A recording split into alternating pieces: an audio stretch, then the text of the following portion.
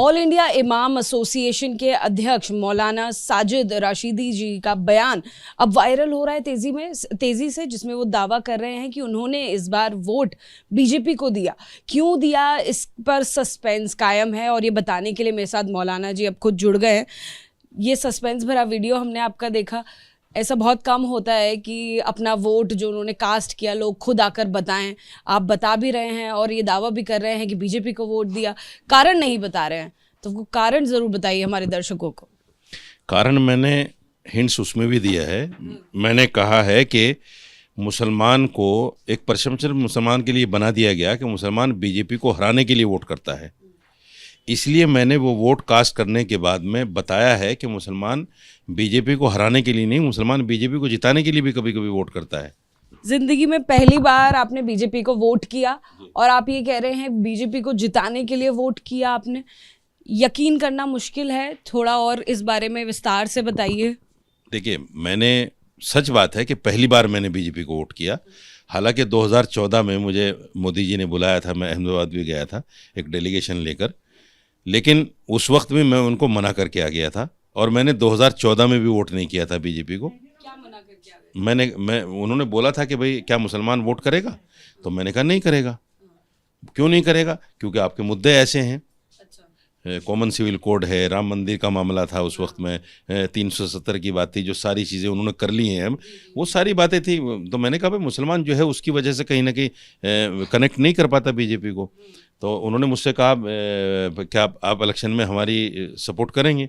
मैंने कहा नहीं करूँगा, क्योंकि अगर करूँगा तो मुसलमान मुझे मारेंगे। ये बात कब हुई थी आपकी? ये 2014 में, 2014 इलेक्शन से पहले जब डिक्लेयर हो गया था कि मोदी जी के नाम पर चुनाव लड़ा जाएगा।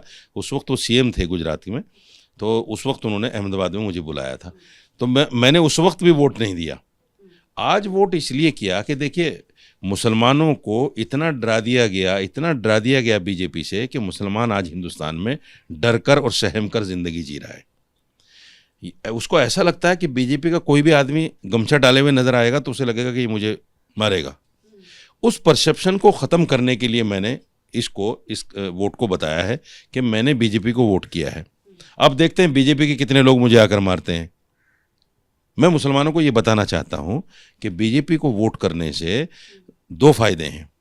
एक फ़ायदा ये है कि जो नफरती चिंटू हैं वो अपने आप में छट जाएंगे बीजेपी से। नफरती चिंटू आप किन के अंदर की बात कर रहे हैं? जो आप अपने मुस्लिम समुदाय के अंदर की बात कर रहे हैं, बाहरी ऐसे लोगों की बात? नफरती चिंटू वो जो बीजेपी में रहकर मुसलमानों को देश से निकालने की बात करते हैं। तो ये जो आप रिवर्स साइकोलॉजी यहाँ पर योजना बना रहे हैं, ये रिवर्स साइकोलॉजी की, ये काम कर पाएगी? क्योंकि मुद्दे तो अभी भी वही हैं। राम मंदिर बन गया है, 370 की बात आपने की, वो मुद्दा भी है, यूनिफॉर्म सिविल कोड की भी बात है। तो इसमें क्या बदला है? अब तो और ज़्यादा पुख्ता हो गई हैं ये चीज़ें। देखिए, अगर हम किसी नेता को वोट करें तो हमारा अधिकार बन जाता है उसको ये कहने का कि आप मेरे अधिकारों का हनन नहीं कर सकते, मैंने वोट किया आपको। आंख में आंख डालकर हम बात कर सकते हैं। अकाउंटेबिलिटी की बात कर रहे हैं। आज क्या बात है? बीजेपी कहती है मुसलमान तो मुझे वोट ही नहीं करता, मैं मुसलमान की बात क्यों करूं? कोई भी नेता यही कहता है। आप क्षेत्र में चले जाइए, अगर किसी एमएलए को हमने वोट नहीं किया और उसको पता चल गया हमने वोट नहीं किया और हम काम लेके गए उसके पास, तो वो सबसे पहले क्या बोलेगा? आपने तो मुझे वोट ही नहीं किया, तो मैं आपका काम क्यों करूं? ना कहे, करेगा भी नहीं। इसलिए मुसलमानों को चाहिए कि सरकार के साथ जुड़कर चलें, सरकार के साथ। देश में बीजेपी की सरकार, यानी ये आपने मान लिया है कि अभी दिल्ली में बीजेपी आ रही है विदाउट अ डाउट? नहीं, मैंने नहीं मान तो लिया। कहीं ना कहीं बीजेपी, सुनिए, मैंने नहीं मान लिया, ये तो तमाम टीवी चैनलों ने मान लिया। चैनलों के एग्जिट पोल तो बाद में आए ना सर। आपने वोट तो पहले से दिया है। दिल्ली में तो बहुत 50-50 की बैटल चल रही है। एग्जिट पोल जो है पिछले 1 महीने से बीजेपी को बढ़त दिखा रहे हैं सारे चैनल। दूसरी बात ये कि हरियाणा के अंदर तमाम चैनलों ने बीजेपी को हारते हुए दिखाया था और बीजेपी ने हरियाणा ले लिया। महाराष्ट्र में बीजेपी की पोजीशन अच्छी नहीं थी, महाराष्ट्र बीजेपी ने ले लिया।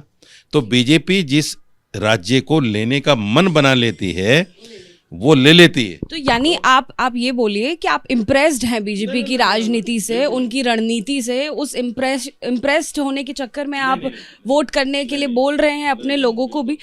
क्योंकि ये सारे फैक्टर्स आपको आम आदमी पार्टी में नहीं दिखे, ये सारे फैक्टर्स आपको कांग्रेस में नहीं दिखे, और अगर बात करें वजूद की तो अभी 2 ही सीटों पर AIMIM आए हैं, वो आपको कैसे लगते हैं राजनीति में उतरे हुए दिल्ली में? देखिए, ये कह देना कि मैं इम्प्रेस हो गया बीजेपी से, ऐसा कुछ भी नहीं है। मैंने कहा कि मैं एक ऐसी राजनीति की शुरुआत करना चाहता हूं कि मुसलमान किसी भी पार्टी से डरकर हिंदुस्तान में न जिए। हम बीजेपी से क्यों डरें भाई? बीजेपी चलो सत्ता में आ गई, हम जितना उससे डरेंगे उतना हमें बीजेपी डराएगी। हम खुलकर सामने क्यों ना आए? दूसरी बात यह है कि जो संविधान में अधिकार है मुसलमान के, कोई भी पार्टी उससे ज्यादा थोड़ी दे सकती है मुसलमान को। कांग्रेस पार्टी का सत्ता में आ जाए तो जो संवैधानिक अधिकार है मेरे, उससे ज्यादा थोड़ी दे देगी मुझे, या समाजवादी उससे ज्यादा थोड़ी दे देगी, आप पार्टी उससे ज्यादा थोड़ी दे देगी। और बीजेपी जो संवैधानिक अधिकार है मेरा, उसको थोड़ी छीन सकती है। कैसे छीन लेगी? ये जो मुसलमानों के अंदर एक परसेप्शन, एक डर बिठा दिया अपोजिशन ने कि बीजेपी आएगी तो आपका वोट राइट भी छीन लेगी, बीजेपी आएगी तो आपको 2 दर्जे का नागरिक बनाकर रखेगी। वो परसेप्शन हम उसी वक्त खत्म कर सकते हैं जब हम उसको वोट देकर आंख में आंख डालकर उसकी बात करें। और अगर प्रतिनिधित्व की बात करें मुस्लिमों के, तो बीजेपी ने कितने मुस्लिमों को टिकट दिया, कांग्रेस ने कितने मुस्लिमों को टिकट दिया, आम आदमी पार्टी ने कितने मुस्लिमों का प्रतिनिधित्व किया, उन्हें टिकट दिया, ये आपका फैक्टर नहीं होगा उन्हें वोट करने के लिए, या इसका आंकड़ा आपने नहीं निकाला? फैक्टर है। आप मुझे बताइए, 2014 के बाद में राहुल गांधी ने, प्रियंका गांधी ने कितनी सभाएं ली मुसलमानों के साथ, कितने स्टेज शेयर किए मुसलमानों के साथ? वही नीति आज दिल्ली के अंदर केजरीवाल ने अपनाई। केजरीवाल ने दिल्ली इलेक्शन के अंदर कितने मुस्लिम महलों में जाकर वोट मांगा, कितने स्टेज शेयर किए मुसलमानों के साथ में? नहीं किए।